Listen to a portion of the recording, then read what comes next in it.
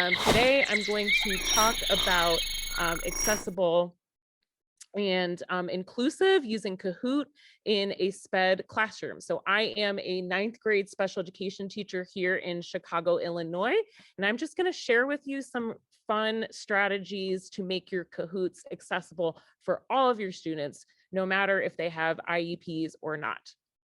So this is just me, my background, lots of certifications, not going to go into it, in depth.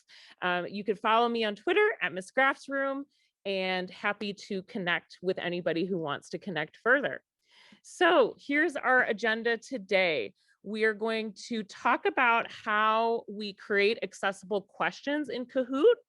We're going to talk about how we design instructional spaces with Kahoot. Then we're going to talk about using Kahoot, specifically the data reports that are available in Kahoot with all of our learners. And then finally, I made a mini accessible Kahoot that hopefully will get a chance to play today. All right. So first question, or first, sorry, not question, first part of the agenda, creating accessible questions on Kahoot. So here I give some strategies that I like to use when thinking about accessible questions. So first, we want to think about the different question types. I like using different question types for Kahoot.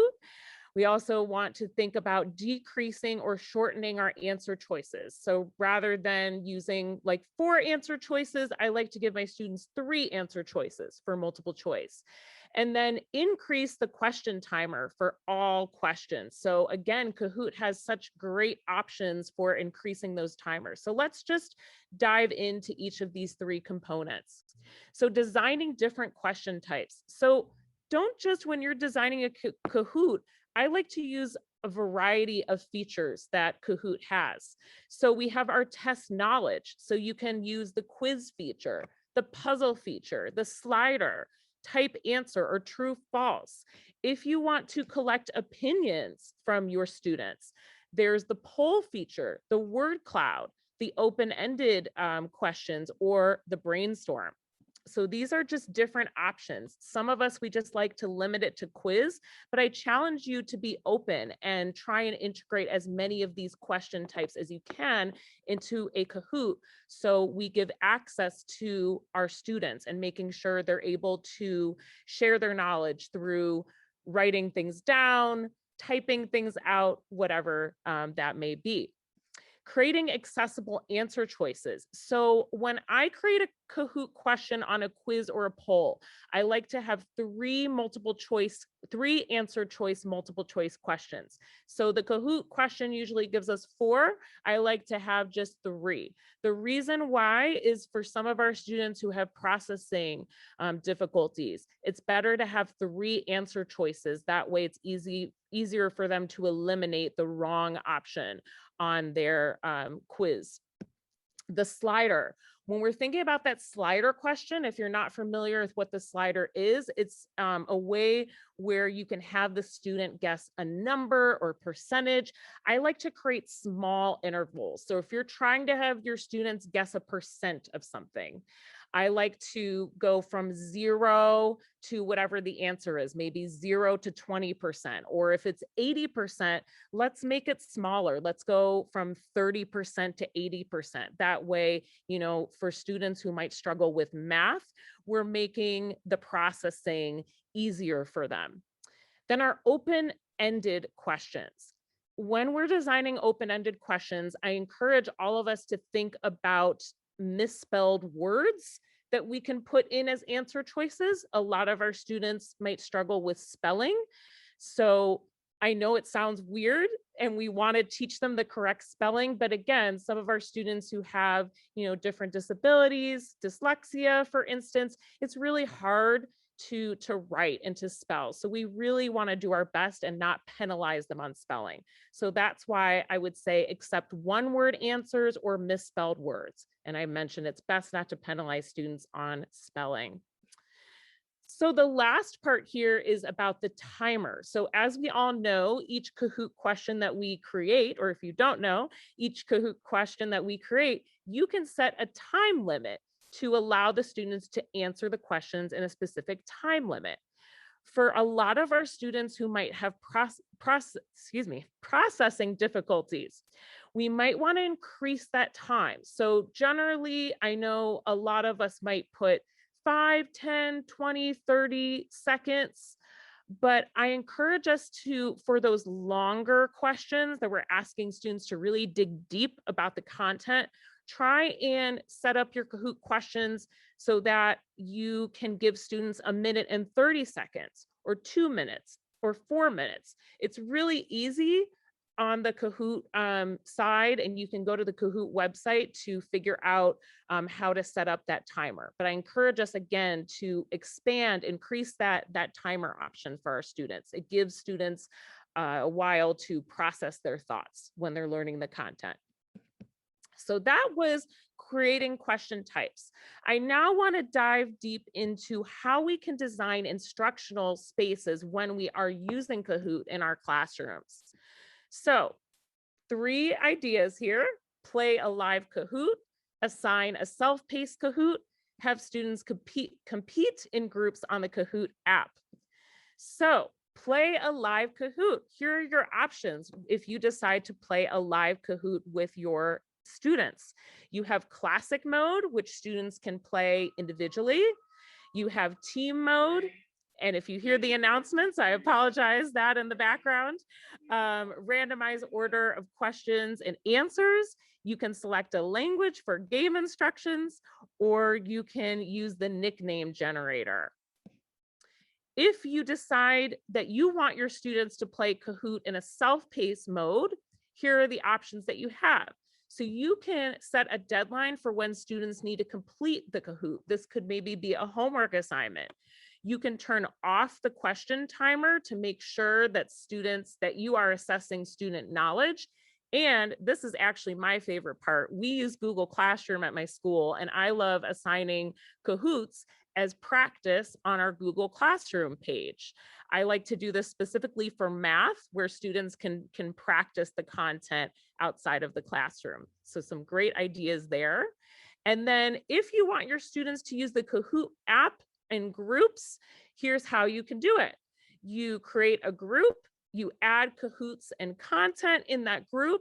The students can invite their friends to study that Kahoot in the app. And then the students, once they have that group formed, they can play Kahoots to study and compete to score lots of points. So that's another great option that Kahoot offers for designing instructional spaces with Kahoot. All right, we're getting through this. So my last section before we play the game is I really want to talk about the Kahoot data reports, because they are not taken, or a lot of people don't take advantage of these reports, in my opinion. So I really want to talk about how we can use these to help our instructional practices here. So the Kahoot data reports. So some highlights: with any time that you play a Kahoot with your students, you will get these highlights or a Kahoot. I believe, and Hannah, correct me if I'm wrong, I always get an email after the Kahoot is done saying like well played, and it'll allow me to click on that report. I can't remember, it's my brain is a little fuzzy with final exams today, but I know on the report it shows you a couple of key highlights here. The first one that I really like is well played. So this shows you how many participants or players played your Kahoot, the percent of questions that are correct, the average time per question. And then there's also the difficult questions. So this shows which questions were hardest to answer for your students. And then what I really like the most is this player analysis, where you can click on each player to see a detailed report of how they performed during each question in your Kahoot. For me as a special education teacher, this helps me actually track each student's IEP goal and figure out what additional instruction or interventions I need to help the student make more progress towards those grade level standards and more progress toward their IEP goals. So those are some great features. I encourage you, if you have played a Kahoot and haven't looked at the report, maybe you can go back and take a look at the Kahoot data report. I'm not sure, and I'm sure one of the Kahoot people could answer this question too. I don't know how long the data report lasts. I'm assuming it lasts for a long time. So if you wanted to go back and look at the data, 2 weeks from now or 3 weeks from now, I'm sure you can do that. All right, so I'm gonna stop sharing my screen, and I think I missed, oh, okay, good. I'm seeing some things in the chat here. Good, this is great. So long time. I'm not sure there's an expiration date. So I think Hannah mentioned about the data reports. It sounds like you can access them for a long time. There's no expiration date. All right, I'm gonna stop sharing my screen, and we are going to play an accessible Kahoot that I made about summer trivia. So I believe the Kahoot crew, excellent. They are sharing the screen. So if you would like to join in, there's the game pin, and we'll get a chance to play an accessible Kahoot all on summer trivia. And I believe when you log in, there is a word cloud question that's ready to go. Oh, wow, we've got a lot of people joining. Awesome. This is great.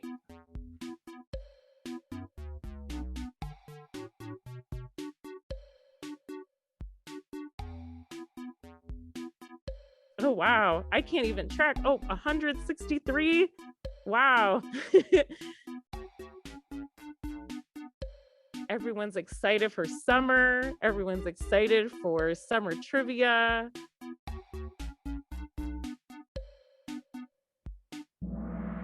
Okay, I think we are ready to start.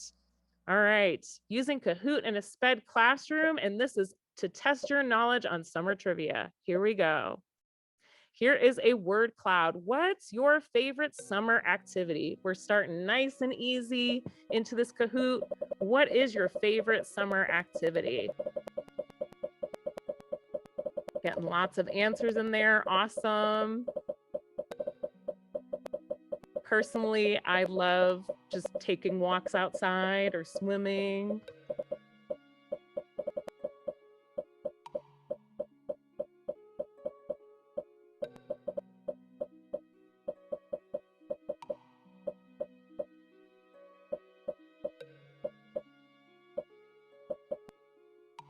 You've got 590 answers, 595 answers. This is incredible.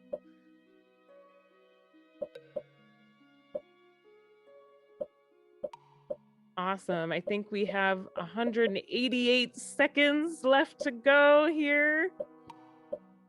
So finish typing up your response of your favorite summer activity.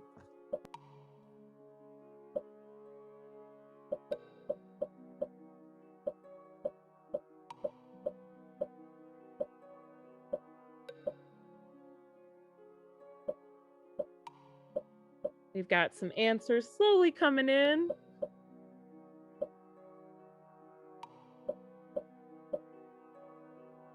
I'm curious to see what all your favorite summer activities are. Maybe I'll look at the report later. Who knows?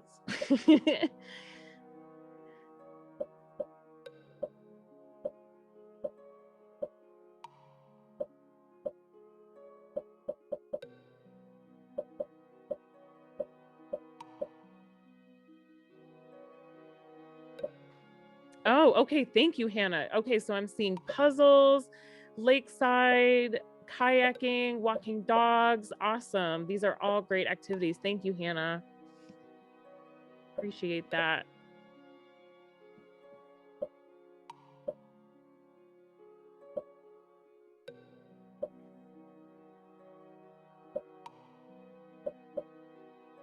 Oh, I see traveling, painting rocks, going on a cruise, flipping houses. That sounds fun.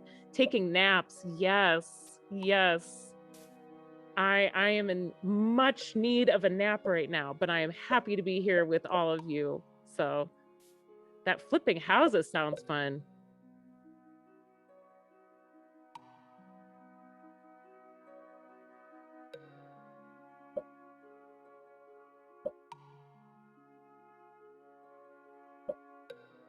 Road trips, hiking, amusement parks. Yes. I don't know if anybody else, speaking of trips, I'm going to be at ISTE Live this summer. I'm really excited about that. I've never been to New Orleans before, and I've never been to an ISTE conference before. So I'm really excited about that summer trip. Ooh, yoga, baking, reading. Awesome. All good summer activities. And hopefully we all find some time to just relax, because it's been a crazy year this year. I don't know about anybody else. Ooh, swimming, collecting shells. That's fun. I'm in Chicago. I mean, we have Lake Michigan, but not a ton of shells. All right, I think the timer is going to be stopped momentarily. So again, get your answers in as quick as possible, because I think we are going to close out the word cloud in 10, 5 seconds.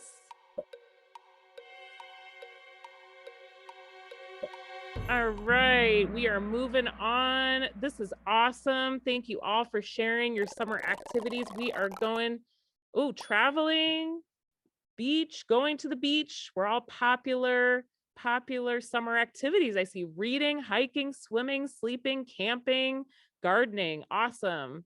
See, this is a great example of how you can get responses from all of your students to activate their knowledge. I love the word cloud feature in Kahoot. Let's move on to the next question. All right, which 3 zodiac signs are summer signs of the zodiac? And as you can see, I have 3 answer choices here: Cancer and Leo, Cancer, Leo, and Virgo, or Cancer.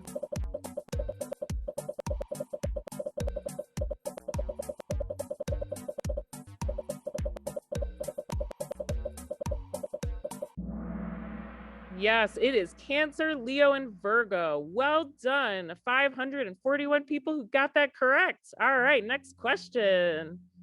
Ooh, we've got Lacey in the lead. Kaylin Mentrup, I hope I'm pronouncing that correct, second, and Ed third. All right, next question. Here we go. All right, this is a type your answer one. In which 2 months are the Summer Olympics held?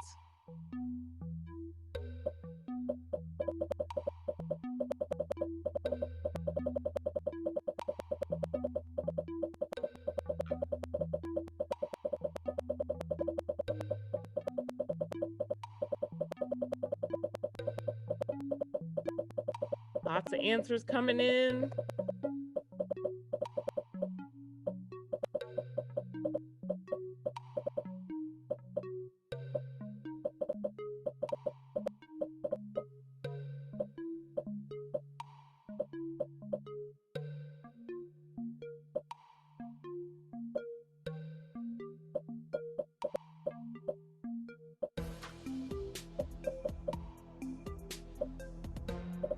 We've got 68 seconds left to get your answers in.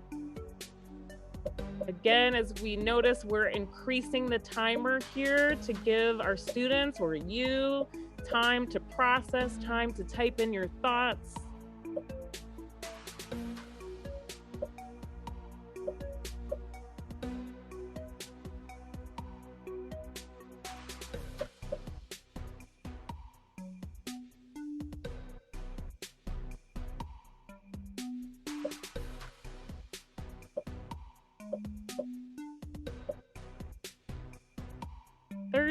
Seconds.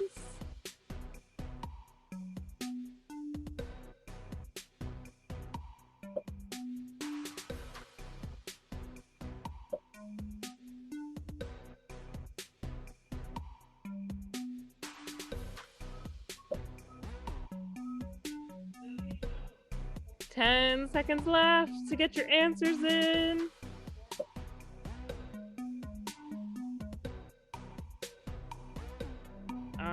Right, time is up, and the answer is August and July. And I think I also put in there J and A too will count. Yep, J and A, I abbreviated July and August. or July, comma, August, and July and August. So I tried to abbreviate, and I see we're dragging some spellings too. And that's one of the features as well, that you can drag the answers and mark them correct, which is another feature that I like to do when using Kahoot, the typed answer. Again, we don't want to try and penalize spelling for our students who might have spelling challenges. Excellent. Thank you so much, Kahoot team, for dragging those answers that are correct. Awesome.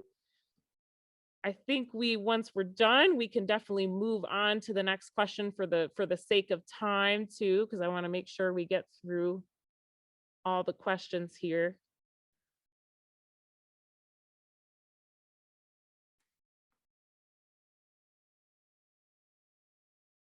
Man, we have a lot of people who really know their summer trivia here. I thought I made a challenging Kahoot. All right. Lacey is still in the lead. Oh, never mind. Stoles is now in the lead. I spoke too early. And Eric is second, followed by RB, Karen M, and Stephanie. Well done. Well done. Let's go to the next question.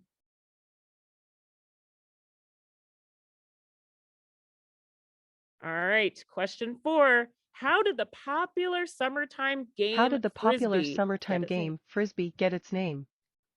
Another thing that I forgot to add to my presentation is you can add in audio too. So if students need to hear it again, you can press the audio feature. So that's what I did for this question right here. How did the popular summertime game Frisbee get its name? Yep, and you can hear it multiple times too. Another great accessibility feature for students who struggle with comprehension. How did the popular summertime game Frisbee get its name? Awesome. So we have the name of a beach, the Frisbee Beach, the name of a park, the Frisbee Park, the name of a bakery, the Frisbee Pie Bakery. Also notice how I'm reading the answer choices out loud. That will help your students process that better too. Just another trick that I thought of in the moment here. All right, yes, it was actually the name of a bakery, the Frisbee Pie Bakery. I did not know that until I created this question. All right. Eric is in the lead. Oh, Amy and Miss M and HL and Ash C. Well done. All right, let's keep it going. True or false? In the US, what the best-selling barbecue meat through the summer is hot dogs. True or false? The best-selling barbecue meat throughout the summer is hot dogs. Sorry for my typos on this question, but I think we all understood it. Is it true or false?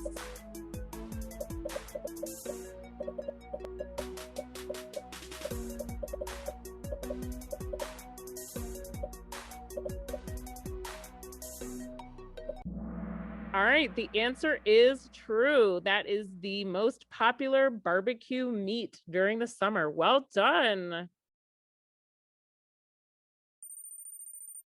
Oh, Hanson's Hive just took the lead, followed by Max and Cuz and Ash C and Debbie Bow. Well done. All right, we've got a slider question. What's the Guinness World Record for the longest barbecue? So notice my interval here. I said 30 to 80. Notice how I made the range shorter for this slider question. Shorter interval here. What do we think? This is in terms of hours, by the way. I should have been more clear on my question. But in teaching, we're thinking on the fly and changing on the fly. So this is hours. Longest barbecue in hours. What do we think?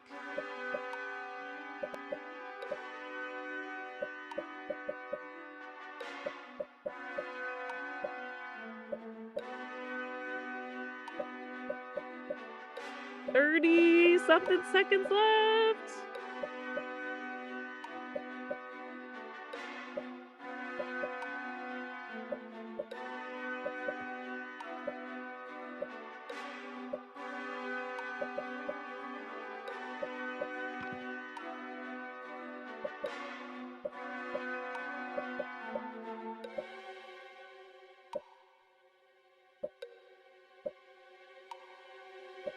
Five seconds left.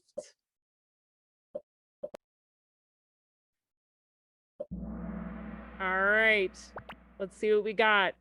The answer is actually 80 hours. I know, that was a long time. 80 hours is the longest barbecue. 98 people got that correct. Amazing, amazing. Hanson's Hive and is in the lead, and Jen S is following. Maggie, I'm a Potato, and MME or meme, I don't know, I don't want to mispronounce that. MME, what is your favorite ice cream flavor?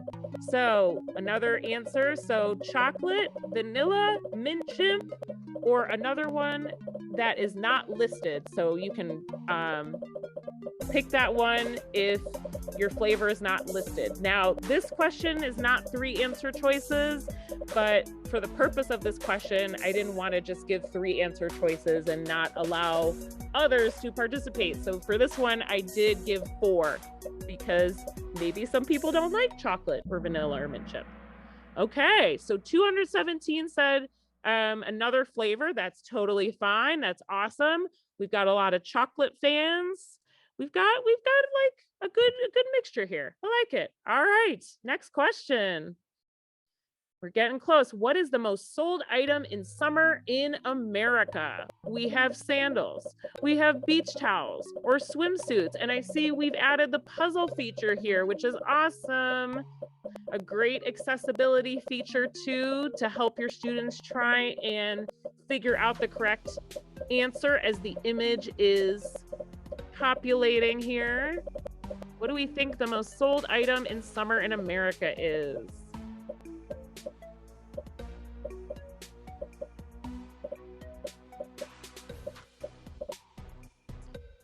Getting close to 20 seconds. Got to get your answer in.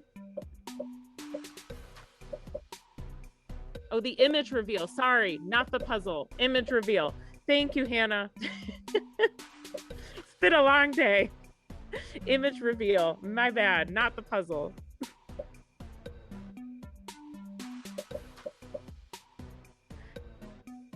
Got it. All right. Okay, it is swimsuits. Nice job. 371 participants who got that correct. All right, next question. True or false? Bees are the most widespread insect in the summer. True or false? What do we think?